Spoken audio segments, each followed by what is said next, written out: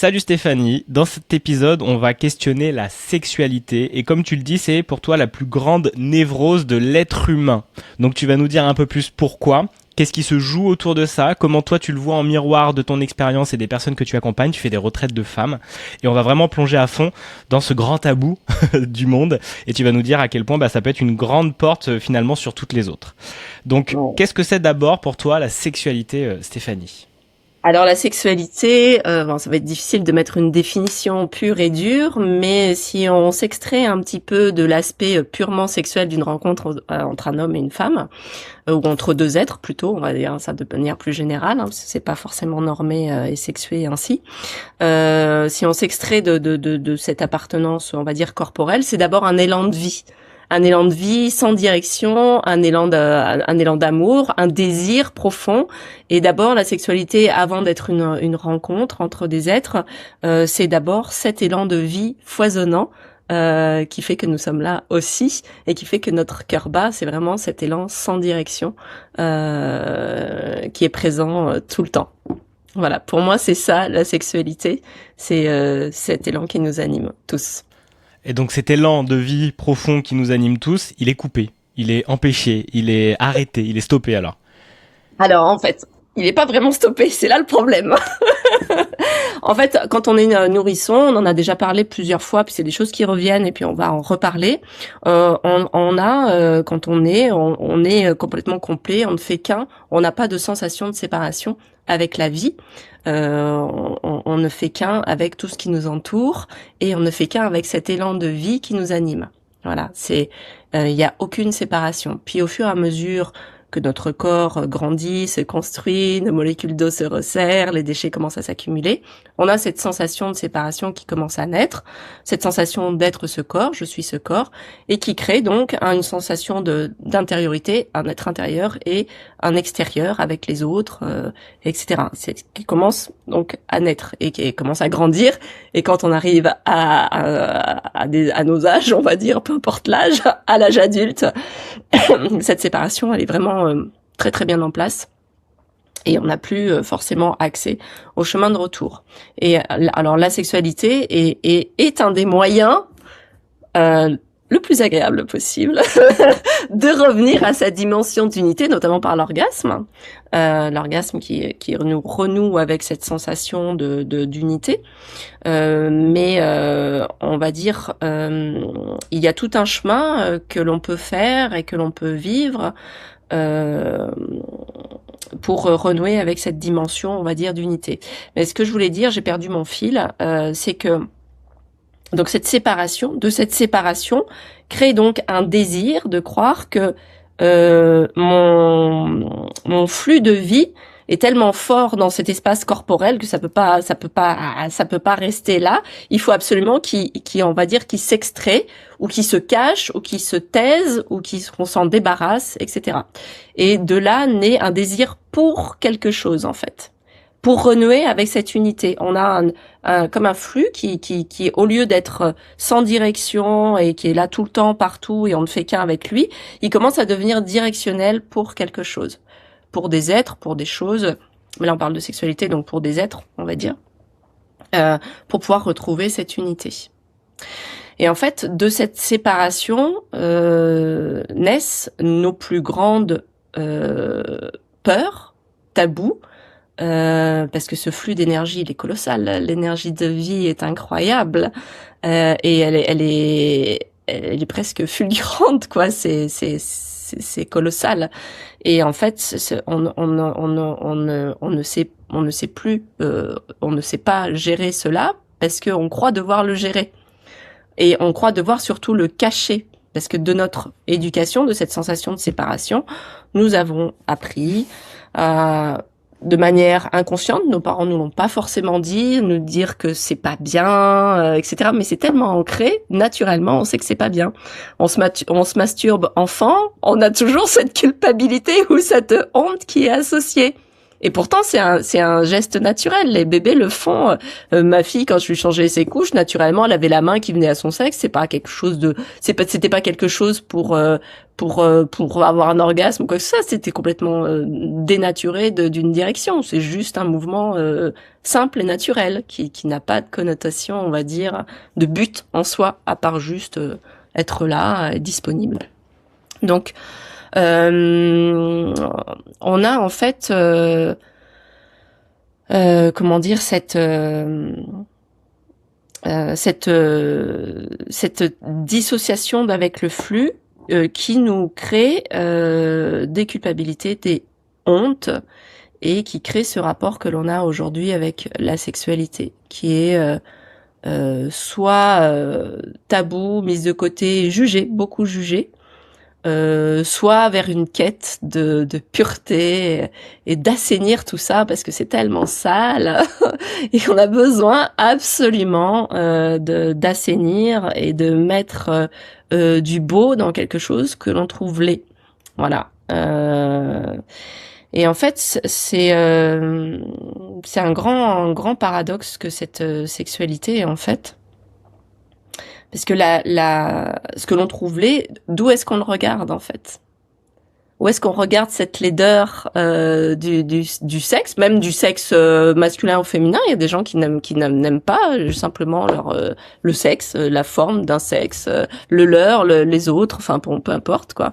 Ça peut être tout simplement ça, mais cette laideur, elle se manifeste aussi de par des actes sexuels qu'on juge, qu'on aime, qu'on n'aime pas, etc. Par des comportements, par sexuels, etc. Enfin bon, la laideur, elle est dans le domaine de la sexualité, elle est à tous les étages, hein, clairement quoi. C'est rare de trouver quelqu'un qui trouve les choses belles. Voilà. Et en fait, cette laideur, elle est regardée depuis un espace corporel complètement compressé et comment dire étriqué. Et ce qui fait que ça nous enferme encore plus et ça entretient cette sensation de séparation d'avec la vie. Or, si la vie nous a créés par ce moyen de la sexualité, faut quand même se rendre compte que c'est pas comment dire, ce n'est pas une anomalie. Si les fleurs poussent et sortent du sol, c'est pas une anomalie. On va pas redire ah non, faut pas que ça pousse. Ah non, c'est terrible. Ben non, mais c'est juste la sexualité, c'est juste la vie, quoi. Enfin, je veux dire, il y a rien d'absolument gênant là-dedans. Mais par contre, tout ce qu'on a posé par-dessus, c'est ça en fait qui nous sépare du vivant. C'est ça qui nous sépare de cette beauté qui est là tout le temps, peu importe les actes qui sont que l'on juge moches, quoi. C'est de ça que c'est ça ce message que j'aimerais faire passer, c'est de qu'on puisse se rendre compte que tout ce qu'on juge comme moche et laid et comment dire affreux est en fait ce chemin de retour vers cette beauté infinie qu'est la sexualité et qu'est cet élan de vie en fait. Comment refuser cette vie comment on dit non à des je sais pas à nos élans, à nos fantasmes, on dit non à nos fantasmes. On se juge pour des fantasmes que l'on peut avoir, on n'ose même pas en parler parce qu'on estime que c'est pas bien, mais d'où est-ce qu'on regarde? C'est pas bien, quoi. Qu'est-ce qui fait que c'est pas bien? Et ça me touche beaucoup parce que c'est comme avant d'avoir des enfants, on a une idée de comment ça doit être. Voilà. Puis après, on a des enfants. Voilà. Et alors après, on dit plus rien. On se tait. La sexualité, c'est pareil. Sauf que personne va voir la sexualité. On en reste toujours sur l'idée qu'on a de la sexualité. Voilà, on reste toujours sur un petit tableau bien propre, machin, ça doit être comme ça, machin, ça, je dois avoir tel orgasme, lui, il doit être comme ci, comme ça, ou elle doit se mettre ci, mettre ça, enfin, des espèces de trucs hyper normés. Mais pas du tout, quoi. Ça n'a rien à voir avec tout ça, quoi. Notre chemin de retour, il va passer par nos plus grandes peurs, nos plus grandes hontes. Pour moi, c'est une évidence, quoi. De ce chemin, ça fait plusieurs années j'ai pas compté, j'ai du mal avec les chiffres, je suis pas très chiffre. Bon, ça fait de nombreuses années que je chemine autour de la sexualité et je suis passée par mes plus grandes peurs, les plus grandes hontes et c'est là les plus grandes portes qui ont été ouvertes. Et pas seulement une porte dans la disponibilité de notre cœur à accueillir la vie ou le sexe de l'autre, mais dans sa disponibilité entière dans tous les domaines de vie. D'être en capacité d'accueillir pleinement ses hontes et ses travers, c'est une porte vers la grâce, vraiment. Et ce qui est proposé dans les retraites femmes, c'est de cheminer autour de nos frontières. Voilà, c'est ça qui est important, c'est d'être lucide, d'avoir une forme de lucidité sur ce qui est refusé, plutôt que de le refuser sans se poser de questions. Mais pourquoi je refuse ça? D'être lucide face à nos refus, de dire je sais pas, des postures, des rencontres, ah bah non, je peux pas inviter un homme à prendre un café parce qu'il me plaît, enfin des trucs simples quoi, on n'a pas besoin de chercher midi à 14h. De se baser sur déjà se rendre compte de cette lucidité de refus de la vie, parce que c'est ça, c'est un refus de la vie, hein. Pour moi c'est très net, hein, c'est refuser la vie quoi. Je dis pas que c'est simple, hein. Après je dis pas forcément de passer à l'acte, c'est pas ça l'idée, mais déjà d'avoir cette lucidité là. Voilà, de voir où est-ce qu'on borne notre truc. Voilà, ça passe, jusque là ça passe, au-delà de ma main, c'est pas possible. C'est absolument pas envisageable. Bah, d'aller regarder au-delà de la main, de rester avec, et parce que c'est le principe hein, de nos propositions, c'est de vraiment rester avec nos plus grandes difficultés, et de voir cette difficulté reprendre son chemin de retour inverse et de revenir à la vie, quoi. C'est tout ce qui est refusé, et la sexualité, c'est vraiment le cadre le plus touchy, quoi. Il n'y a pas un être sur Terre que je connais qui est d'une liberté sexuelle dans toutes ses directions. Parce que ça veut dire accueillir, par exemple, que l'autre, son amoureux, puisse avoir d'autres rencontres sexuelles. Ça peut être aussi avoir des pratiques sur lesquelles on dirait non. Ça peut être, en fait, pour moi, la sexualité, c'est le point d'entrée pour laisser ce cœur disponible à toutes les éventualités, même celles qui sont les plus souffrantes, hein. Mais je dis pas que c'est le chemin le plus simple, mais déjà si on commence juste par nos petites choses qui sont refusées, et après de voir, moi j'aime bien faire ça, j'aime bien proposer ça. On voit, donc on chemine, on voit nos frontières, on n'est pas dupe, on sait qu'on dit non parce qu'on a peur, on a honte, on a une culpabilité, on sait qu'on dit non pour telle ou telle raison, on reste avec. On pratique, on fait nos petites pratiques, etc. Et on regarde où est le curseur, où est-ce que se trouve le curseur dans la réalité. Moi, j'aime bien faire ça. J'aime bien dire, voilà, on a cheminé, on regarde concrètement dans la matière avec un humain en face qui nous plaît, notre mari ou quelqu'un qui est célibataire ou quelqu'un d'autre, et on regarde où est-ce que se trouve le curseur. L'idée, c'est donc de rester avec son refus de rapport. Ça peut être aussi un rapport à l'autorité. Là, j'avais pris des petites notes de rapport à la domination, notamment pour une femme vis-à-vis de l'homme. Ça, c'est quand même assez fréquent. Notre difficulté à dire oui ou à dire non. Hein, et puis tout ce qui tourne autour de la sexualité, tous nos refus de manière générale. Donc de rester avec ça, de faire une pratique, donc de rester avec ces difficultés-là et de voir dans la matière où est-ce qu'on en est. Donc je disais tout à l'heure de prendre comme référence son compagnon, si on l'a sous la main, ou sa compagne, c'est quand même ce qui est le plus simple, et de voir par exemple si on a une absence de désir. C'est souvent le cas pour les femmes, hein. Il y a souvent une absence de désir pour l'autre, et de cheminer autour de cette absence de désir, ce qui est un refus de désir ou un refus de cette absence, tu vois, c'est quelque chose qu'on refuse, de rester avec ça et de voir un petit peu concrètement dans la matière où est-ce qu'on en est avec son désir par rapport à l'autre. Donc si on se rapproche, s'il nous touche, qu'est-ce que ça crée? Est-ce que ça a bougé des lignes? Est-ce que dans l'espace, ça s'est réorganisé différemment? Et on continue de cheminer comme ça. Et moi, j'aime bien avoir des curseurs pour les femmes souvent qui sont seules. Je leur dis, si tu regardes où tu en es de ton éloignement avec ce flux vivant, quand tu croises un homme dans la rue qui te plaît, ça arrive forcément. On a des gens qu'on croise, qu'on trouve beaux, qu'on a envie de rencontrer, mais on bouge surtout pas. Surtout, on reste derrière notre petit truc. C'est bien plus confortable. Et donc l'idée, c'est d'avoir cet élan de pouvoir aller voir cette personne, juste proposer de boire un verre, un café, un truc simple. On n'a pas besoin de faire des trucs très compliqués, quoi. Et de voir dans la matière où est-ce qu'on en est de cet élan. Est-ce qu'on y va? Est-ce qu'on n'y va pas? Est-ce qu'on a envie mais on reste posé sur sa chaise? Est-ce que où est-ce qu'on en est en fait? Et de se rendre compte, de créer un espèce de chemin, de curseur, de voir où est-ce qu'on en est avec cet écart par rapport à cet élan de vie. C'est assez simple, hein. Même ça peut être des choses bêtes, mettre de la lingerie, acheter de la lingerie. Il y a des femmes qui achètent pas du tout de lingerie, donc ça peut être juste de rentrer dans un magasin de lingerie. Enfin, des trucs très bêtes, très simples, mais qui nous montrent notre écart avec le vivant, en fait, avec la vie, et d'avec ce rapport de la sexualité qui doit être habillé de blanc, qui doit être pur. Presque, on devrait pas me toucher, quoi. Je suis la Vierge Marie, on ne me touche pas, je suis pure, tu vas me salir, voilà. Mais au secours, quoi. C'est vraiment la rencontre qui est le plus beau pour moi dans la vie. C'est vraiment la rencontre qui est la chose la plus magnifique et qui nous permet justement de retrouver cette unité.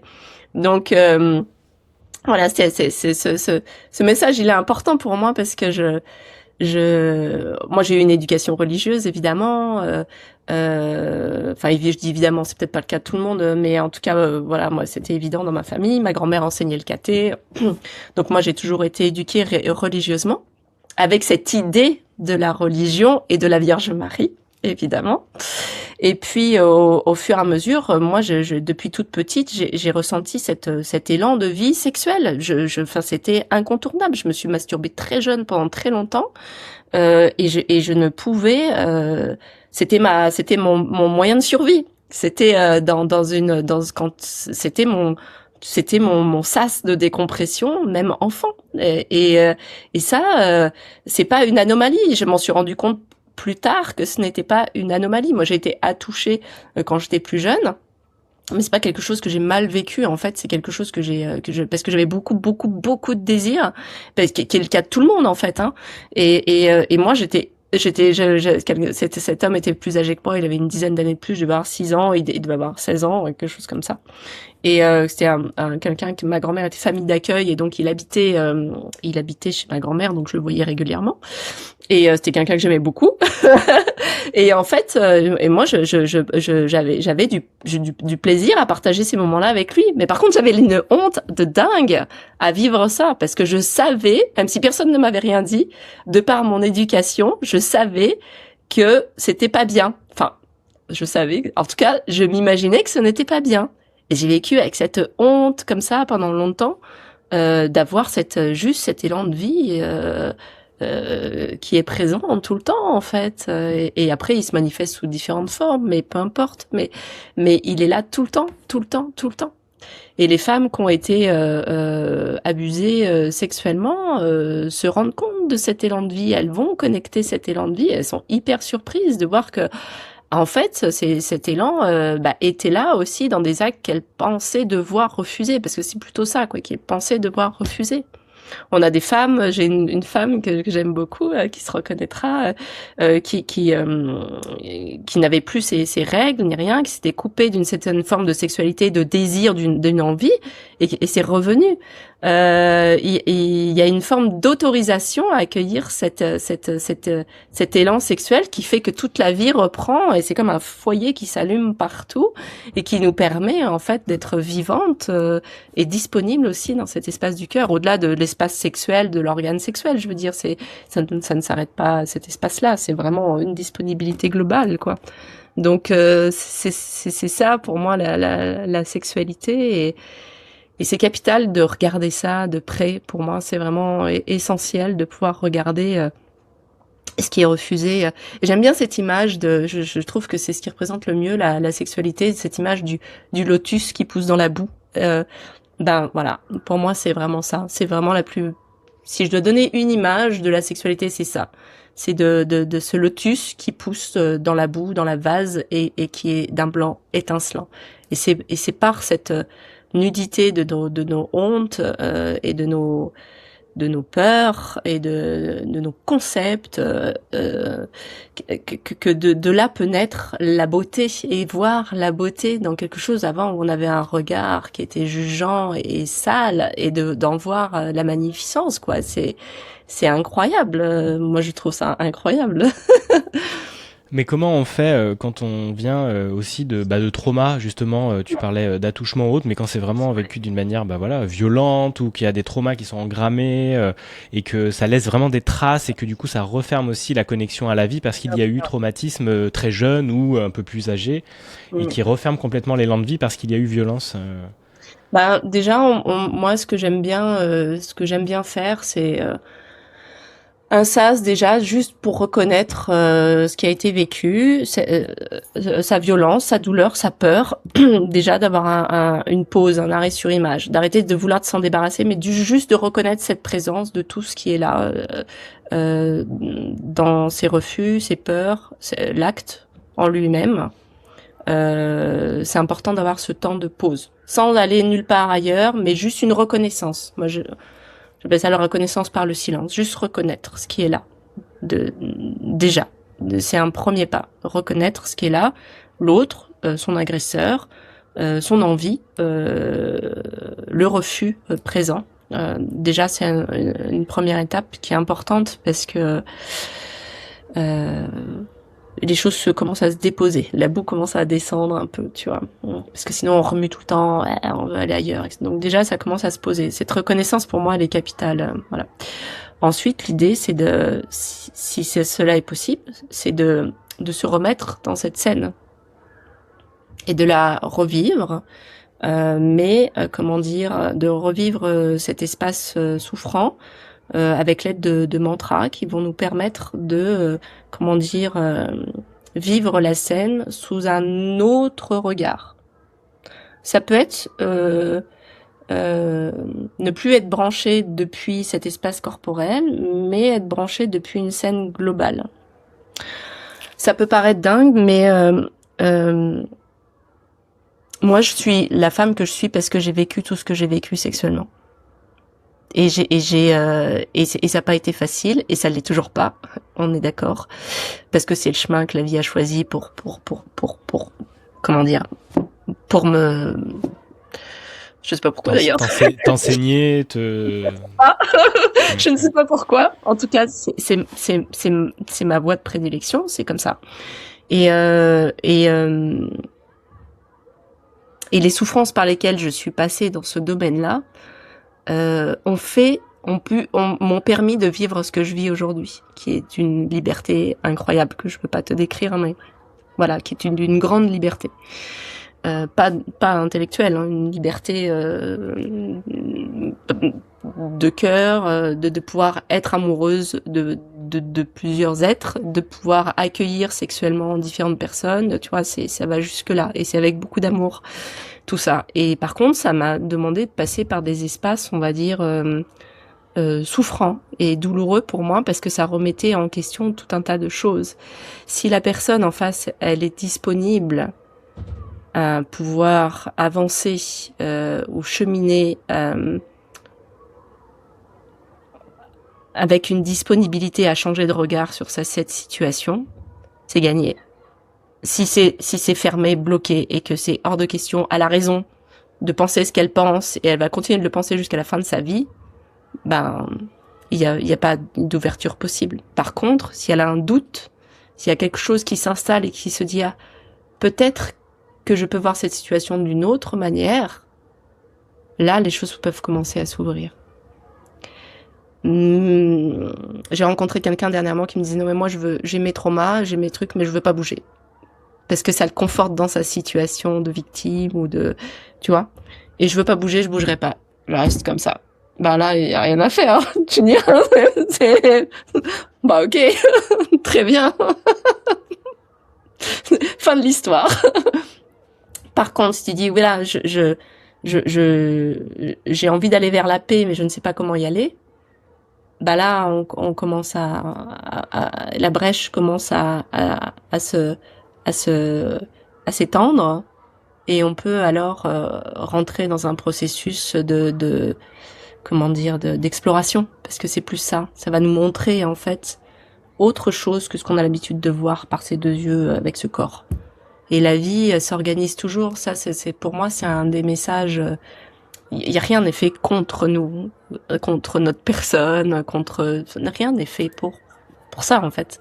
C'est tout est là pour nous apprendre à être disponible à ce qui se présente, à être comme une feuille au vent et de pouvoir accueillir tout ça. Et la sexualité, c'est l'espace le plus difficile qui soit, hein, parce que ça intègre toutes nos névroses, notre relation avec papa-maman, qui est déjà un trio qui est compliqué, après les frères et sœurs qui viennent en rajouter, donc ça part de loin, hein, mais bon, nous concrètement, on part de ce qui est là pour nous aujourd'hui, quoi. Mais nos plus grandes frontières dans ce domaine-là sont nos plus grandes portes d'ouverture, clairement. Nos plus grandes portes d'ouverture vers la paix, parce que et aussi l'union et l'accueil de l'homme et de la femme aussi, parce qu'il y a aussi beaucoup de violence chez l'homme dans ces espaces-là. Donc c'est comment on arrive à avancer au mieux en sécurité l'un avec l'autre sur ce chemin-là, quoi. Oui, bah c'est d'abord avec toi, avec soi-même, hein, parce que l'autre, il est pour rien, quoi. Tu vois ce que je veux dire? Il est juste là pour montrer les espaces qui sont fermés, tu vois. Et c'est une grande chance que d'avoir un miroir, un compagnon, un amoureux, une amoureuse, quelqu'un qui nous montre nos espaces qui sont fermés et qui nous permettent de cheminer. Et c'est ça le couple, hein. Enfin pour moi c'est c'est vraiment, ça nous montre les espaces qui c'est genre c'est pas possible. Tu vois, ça no way. Voilà, et ben à partir du moment où tu dis non, tu sais qu'il y a un espace qui doit être creusé, quoi, et tu sais que c'est un chemin de retour vers la vie, même si c'est difficile. Après ça peut se faire avec beaucoup de douceur, on n'est pas obligé d'être voilà, d'être ça peut se faire avec beaucoup de simplicité, beaucoup de douceur, tout ça. Moi j'ai travaillé avec beaucoup de voilà, bon, maintenant je ferai plus comme ça, quoi. Maintenant j'irai avec une couette. Avec une couette doudou. Et c'est ce que tu proposes dans tes retraites et tes accompagnements. Et c'est aussi des femmes qui sont plutôt seules, ou c'est des femmes, ou c'est des couples peut-être aussi que tu accompagnes? Non, alors je fais que retraite femmes, donc j'accueille pas les hommes aujourd'hui, je n'ai pas d'élan pour ça. Mais j'accueille que les femmes, il y a déjà beaucoup à faire avec pour nous, mesdames qui avons malheureusement pris des codes du masculin et qui avons oublié ce que c'était d'accueillir, qui est notre... Ça m'émeut, pardon. Petite... Mais c'est très chouette, fais circuler.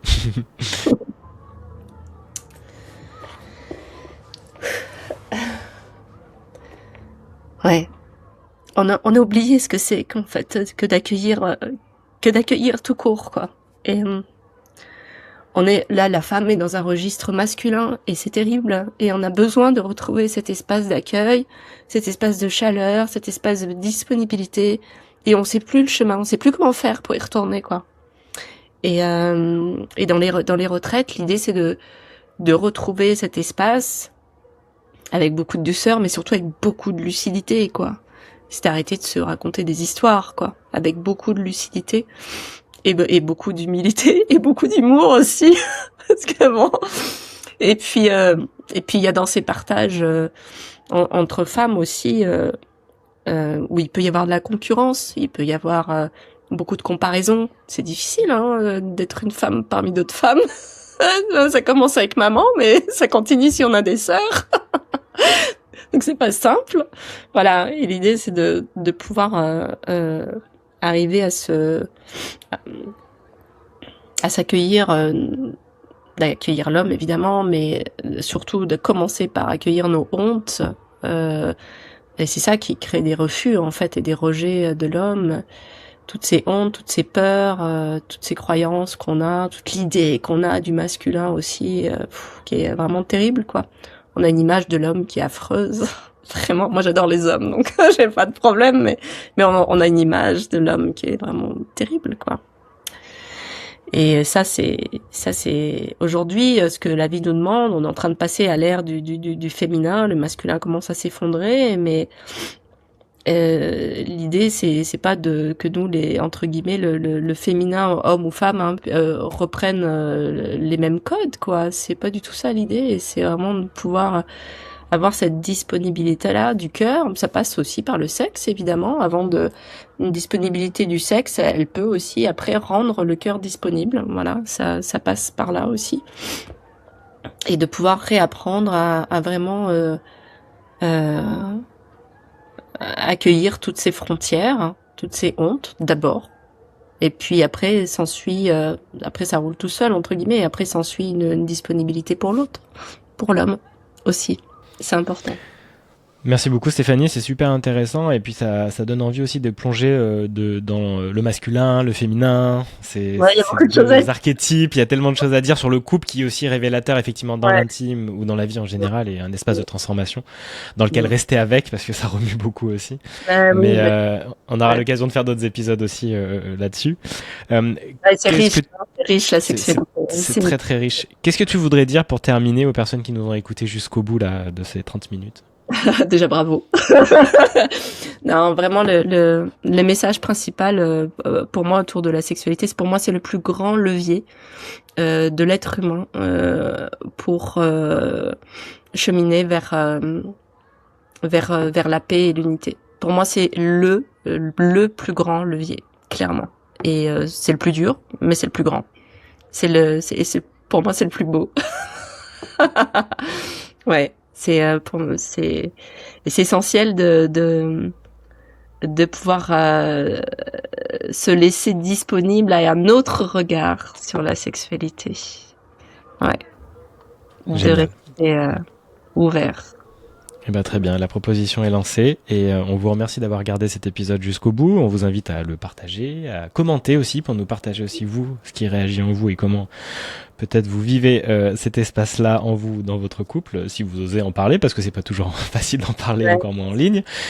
Donc vous verrez. Mais en tout cas, voilà, n'hésitez pas à continuer à nous suivre et puis à regarder les autres épisodes qui seront développés ou qui sont déjà développés sur la chaîne de Peace. Merci Stéphanie. Merci Julien, merci à tous. À bientôt. À bientôt.